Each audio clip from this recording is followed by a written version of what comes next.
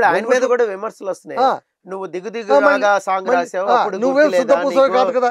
అలాగే అత్తారింటికి దారే సినిమాలో అహల్య గౌతమిది అపహేళనగా ఒక హాస్య సన్నివేశం పెట్టారు. ఎందుకండి మరి అది గుర్తు రాలేదా? అంతెందుకండి కల్కి సినిమాని ఎందుకు గుర్తొచ్చింది అని కూడా మాట్లాడుతున్నారు. అహల్య సంక్రందనం అనే ఒక కావ్యం ఉంది. అంతెందుకు దేవరకొండ బాలగంగాధర్ తిలక్ అమృతం కృష్ణ రాత్రంటే మన వాళ్ళకి చాలా మంది తెలుసు. ఆయన ఒక నాటకం కూడా రాశాడు. ఆల్ ఇండియా రేడియోలో అత్యద్భుతమైన నాటకం ఇది, సుప్తశిల అని. దాని పేరు సుప్తశిల. అంటే నిద్రిస్తున్నటువంటి, అంటే అరనిద్రలో ఉన్నటువంటి ఒక రాయి, ఏది అహల్య. ఆమె మనసు ఏమనుకోండి, ఆమె ఎందుకు మరలు పోయింది, గౌతముడి వల్ల ఆమెకి ఏం అన్యాయం జరిగింది, ఒక స్త్రీ కోరికలను ఎలా ఆపుకోలేకపోయింది, ఇవన్నీ సోషలైజ్ చేసి ఇచ్చాడు. అద్భుతమైన నాటకం అన్నాం మనం. సాహిత్యంలో ఎప్పుడు కూడా ఇలాంటి ప్రయోగాలు జరుగుతాయి. ప్రయోగాలు జరగొద్దంటే ఎట్లా నువ్వు అలా అనుకుంటే అసలు మహాభారతం జరిగిందా లేదా ఎట్లా చెప్పగలవు నువ్వు? అంతేగా, దానికి ఏంటి ఆనవాళ్ళు ఏంటి, అక్కడక్కడ ఐడెంటిఫికేషన్ దొరుకుతాయి. ఇప్పుడు రామాయణ కల్పవృక్షం వచ్చింది ఇదే సమాజంలో, రామాయణ విషవృక్షం వచ్చింది. ఇక్కడ అన్ని ఉన్నాయి.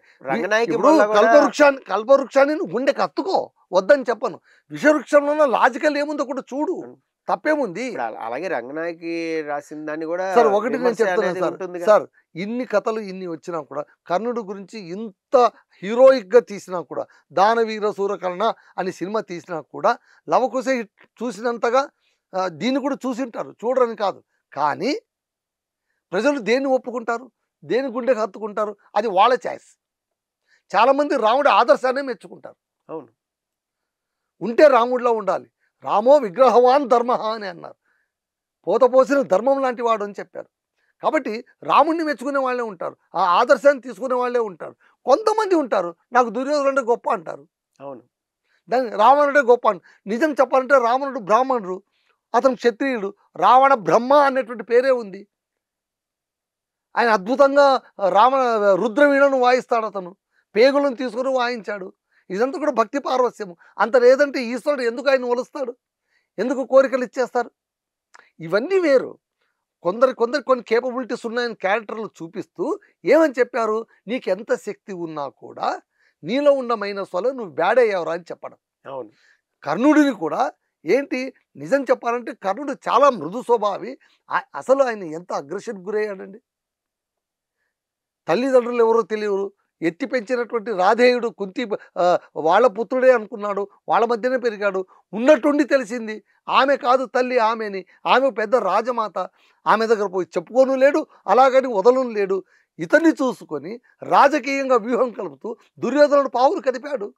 అర్జునుడికి సరైన వాడు వీడే మొగుడు, కాబట్టి వీడిని నేను దగ్గరకు తీరుస్తానని అది స్నేహధర్మం అని ప్రకటించాడు. ఆ స్నేహానికి లొంగిపోయాడు. ఇలాంటి కథలు ఇప్పుడు సొసైటీలో లేవా?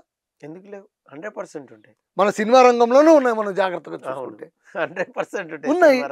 కుటుంబం వెలివేస్తే బయట ఉన్న వాళ్ళు ఎంతమంది లేరు?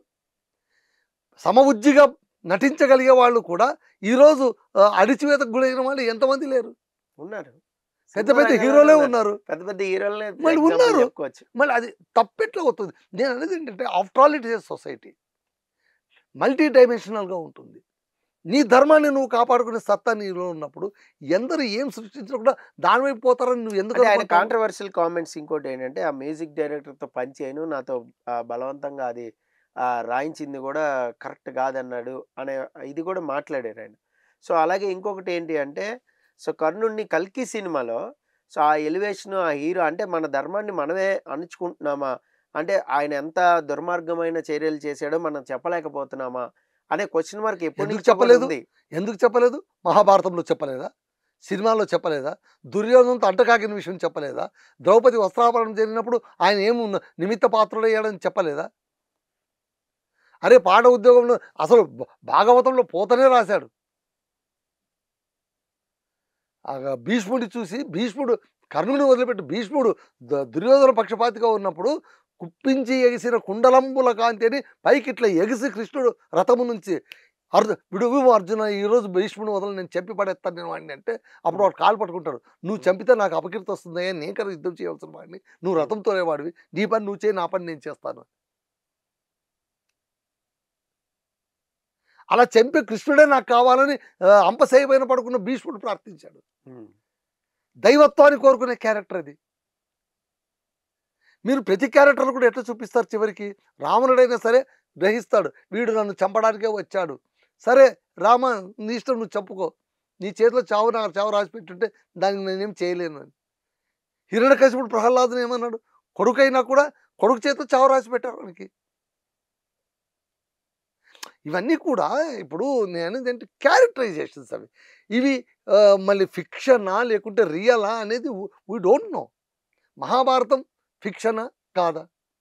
మనకున్న పౌరాణిక గాథలు, ఇతిహాస గాథలు ఇవన్నీ ముడిపడి ఉన్న మన సంప్రదాయాలు కదా. ఈరోజు రావణ్ణి విలన్ అంటున్నావు, లేదా ఇంకొకరిని హీరో అంటున్నావు, ఇవన్నీ కూడా ఫిక్షనస్. ఇది రియల్ అవునో కాదో నీకు తెలియదు, నాకు తెలియదు, కానీ రియల్ అనుకుని మనం బతుకుతున్నాం. అది మన హిందుత్వ గొప్పతనం. అవును, ఎందుకంటే అందులో ఉండే ధర్మాన్ని మనం తీసుకుంటున్నాం. అంటే ఫైనల్గా ఒకటి కన్క్లూజన్ ఇద్దామండి. ఇప్పుడు ఇలాంటి సినిమాల్లో ఈ వక్రీకరణ అనే దాని మీద ఆయన అభ్యంతరం ఏంటంటే క్యారెక్టరైజేషన్ వక్రీకరణ అనేది అభ్యంతరం. దానికి మీరు ఫైనల్ గా ఏం చెప్తారు? వక్రీకరణ అని కాకుండా ఒక క్యారెక్టర్ లో ఉన్నటువంటి సౌలభ్యాన్ని తీసుకొని దాన్ని డెవలప్ చేయడం అంటే ఇప్పుడు కర్ణుడి క్యారెక్టర్ ఉందండి. కర్ణుడి క్యారెక్టర్ వాడు ఒక అనాథ, వాడు ఎవరవునన్నా కాదన్నా కుంతి కనేసి పడేసిన బిడ్డవాడు. వాడిని గుండెకి హత్తుకొని సమాజాన్ని ఎదిరించి ఉంటే వాడు రాజస్థానంలో కూర్చోవలసిన వాడు. ఆ విషయం తెలిసిన కృష్ణుడు ఊరికే ఉన్నాడు, కుంతి ఊరికే ఉంది, అందరూ ఊరికే ఉన్నారు. ఊరుకుండక మాట్లాడిన వాడు ఒకడు దుర్యోధనుడు. పోనీ ఆయన ఎందుకు మాట్లాడాడు?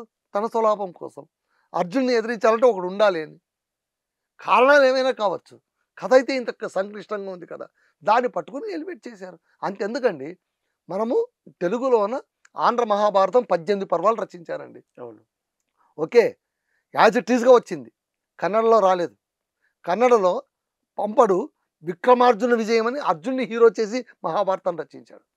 ఓకే, రన్నడిని ఇంకో కవి భీముని హీరోగా చేసి రన్నడి గదాయుద్ధం, దాన్ని ఆ పీస్ మాత్రమే తీసుకొని రాశారు. వాళ్ళ ఇష్టాలను బట్టి వాళ్ళు ప్రవర్తిస్తూ పోయారు. ఇందులో ఎవరికి ఎంత మేలు జరిగింది, ఎంత చెడు జరిగింది అనేది ప్రేక్షకుడు చూడవలసింది, వాడు ఆస్వాదించాల్సింది. అంతెందుకండి, ఇన్ని సినిమాలు వస్తున్నాయి, ఇన్ని నేరాలు ఘోరాలనే సినిమాలు వస్తున్నాయి. అన్నీ చూసి సినిమాలు చూసి మొదటి నుంచి డిబేటబుల్ పాయింట్, సినిమాలు చూసి జనాలు చెడిపోతారా? సినిమాలు చూసి చరిత్రను వక్రీకరిస్తారా? అసలు చరిత్ర మొదటి నుంచి ఎలా ఉంది? కొత్తగా వీళ్ళేమైనా వక్రీకరించారా? మొదటి నుంచి డిబేట్, మహాభారతం రామాయణం మొదటి నుంచి కూడా డిబేట్ అవుతూ వచ్చింది ఫర్ గుడ్ సేక్, మంచి కోసం. అంటే ఇవన్నీ ఆదిపురుషు అది కూడా సినిమా కదా మండి. అదే కదా, ఓకే. లంకాపురి ఇలా ఉంటుందా? మరొక వాదన ఏంటంటే, ఆయనకు దొరికిన 5 నిమిషాల్లో ఆయన మాట్లాడదలుచుకున్న దాన్ని సంక్షిప్తం చేసి మాట్లాడాడు. Okay, well done. అనంత శ్రీరాముడు గారికి ఈ రోజైనా జ్ఞానోదయం అయినందుకు మనం అందరం సంతోషించవలసిన విషయమే. మరి ఈ ధర్మ పరిరక్షణ కోసం సినిమా పాటలు పాడడం నుంచి ఎగ్జిట్ అయిపోతాడా? ఇన్నాళ్ళు తన ఉనికిని, తన మనికిని చూపించినటువంటి సినిమా రంగాన్ని లెఫ్ట్ లెగ్తో కొట్టేసి బయటకు వచ్చేస్తాడా? రాగలుగుతారా? వచ్చినంత మాత్రం పునీతులైపోతాడా? ఇంతకాలం ఆ గొంగట్లో కూర్చొనే కదా తినింది, ఇప్పుడు వెంట్రుకలు ఉన్నాయని ఈసడించుకొని ఎందుకు బయటకు వస్తున్నావు?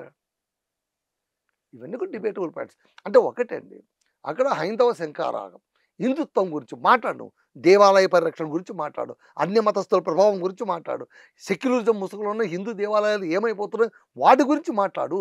ఉద్దేశం ఒకటైతే, నేను సినిమా వాడినని నా ఎగ్జిస్టెన్స్ చూపించుకోవడానికి నేను సినిమాటిక్గా మాట్లాడడానికి ప్రయత్నిస్తే కొన్ని సందర్భంలో మిస్ అయ్యే అవకాశాలు ఉంటాయి.